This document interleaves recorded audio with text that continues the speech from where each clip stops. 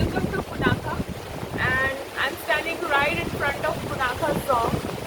Zong in the Bhutanese language means an administrative building. So this is the main administrative building for the whole Punakha, and the Zong is situated by the confluence of two rivers.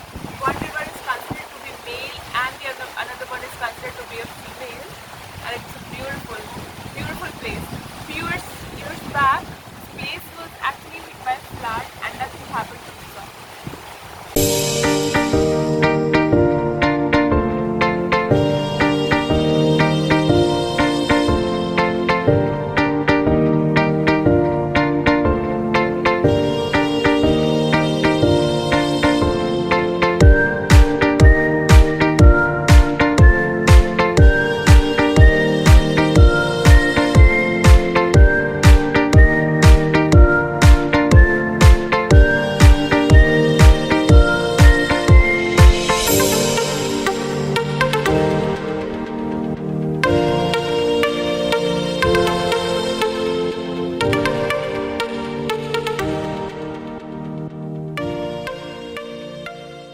Himalaya की पहाड़ियों में छिपा हुआ भूटान लंबे समय से रहस्य और कथाओं से घिरा हुआ है। यहाँ की सबसे स्पेशल बात ये है कि भूटान में सक्सेस को नेशनल ग्रॉस हैप्पीनेस इंडेक्स के जरिए मापा जाता है। इसी सुंदर से देश के एक बहुत ही सुंदर शहर का नाम पुनाखा है।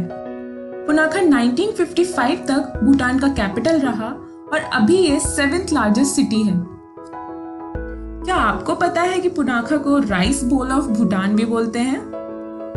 पुनाखा में मेजर 2 नदियां हैं जिनका नाम पोशु और मोशु है। इन्हीं नदियों के किनारे बसा हुआ पुनाखा रिच एलुवियल सॉइल से ब्लेस्ड है, जिसकी वजह से इसको राइस बोल ऑफ भूटान भी कहते हैं। पुनाखा जोंग। पुनाखा जाने के लिए आपको थिम्फू से एक दिन पहले अलग से एक और परमिट लेना होगा, जो कि बहुत इंपॉर्टेंट है। थिम्फू से 3 आवर्स की जर्नी के बाद आप पुनाखा जोंग पहुंचते हैं। जोंग के अंदर जाने के लिए आपको इंडियन रुपीस 300 का टिकट लेना होता है और जोंग के अंदर जाने के लिए टूर गाइड लेना बहुत इंपॉर्टेंट है, क्योंकि उसके बिना आप अंदर नहीं जा सकते। पुनाखा जोंग को अ पैलेस ऑफ ग्रेट ब्लिस के नाम से भी जाना जाता है। पोशु एंड मोशु नदी के किनारे स्थित ये जोंग भूटान के सेंट्रल मोनास्टिक बॉडी का विंटर रेजिडेंस भी है। पुनाखा जोंग भूटान का सबसे बड़ा और सबसे पुराना जोंग है। 300 साल की ग्लोरियस हिस्ट्री के साथ पुनाखा जोंग को सबसे पहले गवांग नामग्याल फर्स्ट जाब्रुंग रिम्पोचे ने 1607 में बनाया था। रॉयल क्लैन के कई बड़े बड़े इवेंट्स जैसे कि coronation of the first king of Bhutan और भूटान के 5th किंग, जो कि अभी के करंट किंग हैं, उनकी शादी भी पुनाखा जोंग में ही हुई थी। पुनाखा जोंग अभी एडमिनिस्ट्रेटिव और मोनेस्टिक ब्लॉक में डिवाइडेड है। यहाँ का सेंट्रल टार टूरिस्ट के लिए भी खुला हुआ है। टार के अंदर का अविश्वसनीय आर्किटेक्चर जोंग की बहुत पुरानी हिस्ट्री को दर्शाता है। कम से कम 100 साल पुरानी मूर्तियों की और पेंटिंग्स की सुंदरता को देखकर you will be amazed. Punakha Jong के चारों तरफ की सीनरी को मिस करने का आप सोच भी नहीं सकते। इसलिए यहाँ दोपहर में जाना सबसे अच्छा होता है, जब सूरज की रोशनी से सारी पेंटिंग्स और मूर्तियाँ जगमगा उठती हैं।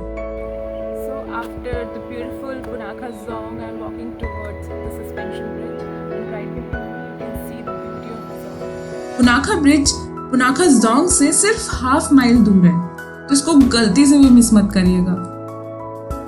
पुनाखा जोंग को शेंगना, सामदिंखा और वांगखा गांव को जोड़ते हुए पोशु रिवर के अक्रॉस भूटान का लॉन्गेस्ट सस्पेंशन ब्रिज है, जिसको बुद्धिस्ट मॉन्क थांगटोंग ग्यल्पो ने कंस्ट्रक्ट किया था। ग्यल्पो के चेन ब्रिज में वुडन डेक नहीं है, जिसकी वजह से इसको क्रॉस करना एक बहुत ही थ्रिलिंग एक्सपीरियंस है। इस ब्रिज को फ्लैश फ्लड से बचने के लिए कंस्ट्रक्ट किया गया था। इस सस्पेंशन ब्रिज पर ढेर सारे प्रेयर फ्लैग्स लगे हुए हैं, जो कि इसको इतना अट्रैक्टिव बनाते हैं कि देखने वाला दंग रह जाता है। ये स्पॉट बर्ड वॉचिंग और नेचर फोटोग्राफी के लिए बहुत बहुत अमेजिंग है। प्लस जब भी ये हवाओं से झूलता है तो काफी विजिटर्स को एड्रेनलिन रश और कुछ को पैनिक अटैक भी आ जाता है।